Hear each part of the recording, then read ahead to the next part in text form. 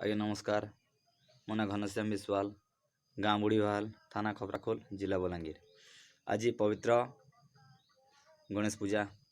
କାଲକେ ଆମର୍ ପଶ୍ଚିମ ଓଡ଼ିଶାର ଗଣପର୍ବ ନୂଆଖାଇ ଆସୁଛେ।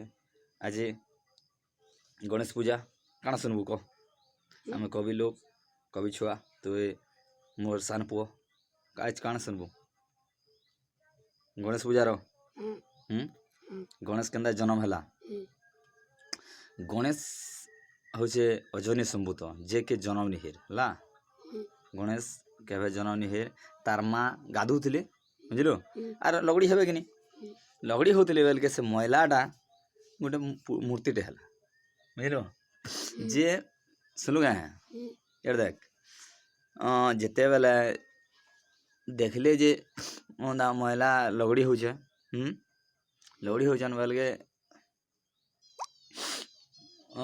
ବୋଇଲେ